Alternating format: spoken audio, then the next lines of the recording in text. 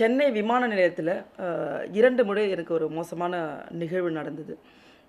என்னவென்றால், சென்னை விமான நிலையத்திலேருந்து வெளியே வரும்போது அங்கே டோல் இருக்கிறது. டோல்ல வந்து நம்ம பே பண்ணிட்டு தான் வெளியே வரணும் அப்படின்னு சொல்லி போன மாதம் எனக்கு மிக மோசமாக கட்டாயப்படுத்தினார்கள்.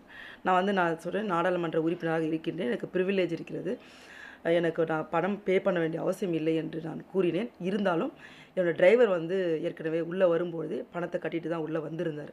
அந்த ரசீதையும் நாம் காண்பித்தோம். அந்த ரசீதை காண்பித்த பின்பாக கூட இல்லை அதெல்லாம் முடியாது, 5 மினிட்ஸ் ஆகிடுச்சு அப்படின்னாங்க. ஆனால் ஆக்சுவலாக அவர் பே பண்ணது வந்து அரை மணி நேரத்துக்கு உள்ளே இருந்து வெளியே வருவதற்கான மொத்த அமௌண்ட்டுமே அவங்க வாங்கியிருக்காங்க. அந்த ரசீதியை கொடுத்தது கூட அவங்க கண்டுக்காமல், நீங்கள் கட்டாயமாக கட்டணம் செலுத்தி தான் ஆக வேண்டும் என்று கட்டாயப்படுத்தினார்கள். நான் பேசிகிட்டே இருக்கும்பொழுது அந்த டோல்கேட்டில் இருந்த ஸ்டாஃப் எல்லாமே அங்கே ஒர்க் பண்ணுற எல்லாருமே வந்து என்னோடய வாகனத்தை வந்து சூழ்ந்து கொண்டு வந்து என்கிட்ட ஆர்கியூ பண்ணிகிட்டே இருந்தாங்க. நான் சொல்கிறத கூட காதில் வாங்காமல். அதை தாண்டி அங்கே இருக்க போலீஸ் அதிகாரி வேறு கூப்பிட்டு வராங்க. ஒரு கட்ட பஞ்சாயத்து பண்ணுற மாதிரி, சொல்லுங்கள் எங்களை பணம் பே பண்ண சொல்லுங்கள், என்ன ஒரு 60 ரூபா பே பண்ண மாட்டாங்களா, அது கூட வக்கில்லையா அப்படின்ற மாதிரி வார்த்தைகளை வந்து மிஸ்யூஸ் பண்ண பிறகு என்னால் டாலரேட் பண்ண முடியல. அதுக்கப்புறம் நான் வந்து உள்ளே இருக்க சிஎஸ்எஃப் போலீஸ்க்கு வந்து இன்ஃபார்ம் பண்ணேன். இந்த மாதிரி டோல்கேட் அங்கே இருக்கவங்க வந்து ரொம்ப அட்டூழியம் பண்ணுறாங்க, கொஞ்சம் வாங்க. உடனடியாக அந்த சிஎஸ்எஃப் போலீஸ் வந்து அவங்க ரெஸ்கியூ பண்ணி, இவங்க எம்பி நீங்கள் எப்படி இது மாதிரி பண்ணலாம், ஏற்கனவே அவங்க பே வேறு பண்ணியிருக்காங்க, பே பண்ண வேண்டிய அவசியமே கிடையாது, ஆனால் பே பண்ணியிருக்கிறாங்க, ஏன் நீங்கள் இது மாதிரி பண்ணுறீங்கன்னு சொல்லிட்டு உடனடியாக அவங்க என்ன பண்ணாங்க, என்னை அனுப்பினதோடு மட்டுமல்லாமல் கம்ப்ளைண்ட் அப்பயே ரிஜிஸ்டர் பண்ணி விசாரித்தாங்க. ஸோ இந்த விசாரணை அடிப்படையில் ஏதாவது ஒரு அவங்களுக்கான நடவடிக்கை எடுப்பாங்கன்னு நான் வெயிட் பண்ணிட்டு இருந்தேன். அந்த தருணத்தில் அங்கேருந்து அங்கேருந்து ஒரு மாதத்துக்கு கழிச்சு ஒரு நாள் நான் டெல்லி போயிட்டு ஏர்லி மார்னிங் 1:30 ஏர்போர்ட்டில் இறங்குறேன். ஏர்போர்ட் இறங்கி மறுபடியும் என்னோடய காரில் வரும்போது அதே டோல்கேட்டில் வழியை மறித்து, நீங்கள் இந்த டோல்கேட் வழியாக போய் நீங்கள் பணம் கட்டணும் அப்படின்னாங்க. நான் சொன்னேன், நான் மயிலாடுதுறை எம்பிங்க, நான் டோல்கேட்டில் பணம் கட்ட வேண்டியதில்லை, ஏற்கனவே ஒரு பிரச்சனை ஆச்சு, நான் அதை கம்ப்ளைண்ட் பண்ணியிருக்கேன், மறுபடியும் பிரச்சனையை க்ரியேட் பண்ணுறீங்க அப்படின்னு சொல்லும்போது அவங்க, அதெல்லாம் எங்களுக்கு தெரியாது, நீங்கள் ஐடி கார்டு காட்டுங்க அப்படின்னு சொன்னாங்க. சரி, நான் அப்படியும் ஐடி கார்டு எடுத்து காட்டும்போது, நான் ஐடி கார்டெலாம் பார்க்க முடியாது, நான் என்னோடய சூப்பர்வைசர்கிட்ட தான் பேசுவேன் அப்படின்னு சூப்பர்வைசர்கிட்ட ஃபோன் பண்ணார். எங்கள் சூப்பர்வைசர் பேசுகிறேன்னு என்கிட்ட ஃபோனை கொடுத்தாங்க. நான் வாங்கி, ஹலோ இந்த மாதிரி எம்பி பேசுகிறேங்க அப்படின்னு சொல்லி, இல்லை மேடம் நீங்கள் பே பண்ணிவிட்டு போங்க, அதெல்லாம் முடியாது அப்படின்னு சொல்லி ஃபோனை கட் பண்ணிட்டார். ஸோ என்னோடய வண்டி வந்து குறைஞ்சபட்சம் ஒரு 15லேருந்து 20 நிமிஷத்துக்கு மேலே நின்றுட்டுருக்கு. என் வண்டிக்கு பின்னாடி நிறைய வண்டி இருந்துச்சு. என் பின்னாடி யாரோ ஒரு விஐபி வந்திருந்தார், அவருக்கு ஒரு போலீஸ் செக்யூரிட்டி வந்திருந்தாங்க, தமிழ்நாடு போலீஸ் செக்யூரிட்டி. அப்புறம் அவங்க ஓடி வந்து என்ன பிரச்சனை அப்படின்னு சொல்லி, ஏன்னா அவங்களும் ரொம்ப அதுக்கு பின்னாடி அப்படியே டிராஃபிக் ஆகிடுச்சு.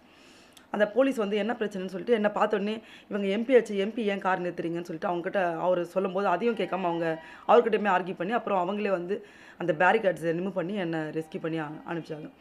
இது எதை காட்டுகிறதுனா, தொடர்ச்சியாக நம்ம ஏற்கனவே ஒரு தடவை கம்ப்ளைண்ட் பண்ணி நடவடிக்கை என்கொயரி போயிட்டு இருக்கும்போது மீண்டும் ஒரு அட்டூழியம் இருக்குது பாருங்கள். ஒரு நாடாளுமன்ற உறுப்பினருக்கு இந்த நிலைமைன்னா, ஒரு சாமானிய மக்கள் வந்து ஏர்போர்ட்டுக்குள்ளே வரக்கூடாதான், அவங்க வந்துட்டு போகும்போது இவங்க எந்த மாதிரி ட்ரீட் பண்ணுவாங்கன்னு ஒன்று இருக்குது.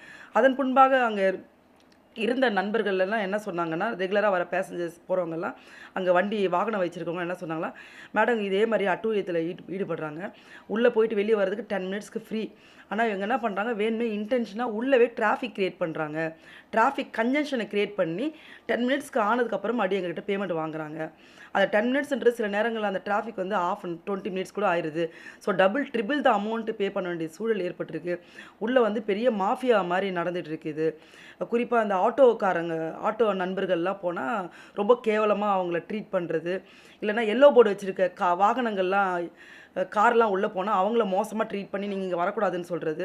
அது மாதிரி ஒரு இன்னும் பாகிஸ்தான் எல்லை மூலம் அதை வரையறுத்து அது வந்து ஒரு வச்சிருக்கிறது வந்து மிக மோசமானது. அதனால் உடனடியாக நான் வந்து ஏர்போர்ட் அத்தாரிட்டிக்கும் ஏவியேஷன் மினிஸ்டருக்கும் நான் கம்ப்ளைண்ட் பண்ணியிருந்தேன்.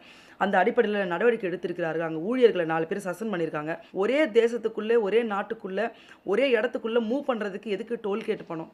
இது வந்து ரொம்ப அநியாயம், ரொம்ப உச்சகட்ட அட்ராசிட்டி நான் நினைக்கிறேன்.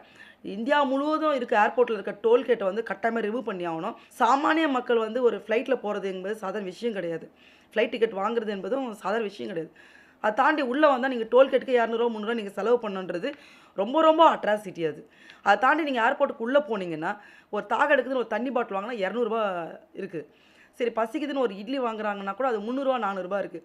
இது போன்ற ஏர்போர்ட் அத்தாரிட்டிக்குள்ளே ஏர்போர்ட்டுக்குள்ளே நடக்கிற அந்த மாஃபியாவை உடனடியாக கலைந்தாக வேண்டும், உடனடியாக நடவடிக்கை எடுக்க வேண்டும். மக்களை வந்து பாதுகாப்பாகவும் அவர்களுக்கு வசதி செய்து கொடுப்பது தான் மத்திய அரசாங்கத்தோட வேலை நான் நினைக்கிறேன். அந்த வேலையை மத்திய அரசாங்கம் குறிப்பாக ஏவியேஷன் டிபார்ட்மெண்ட் வந்து பார்க்கணும்னு நினைக்கிறேன்.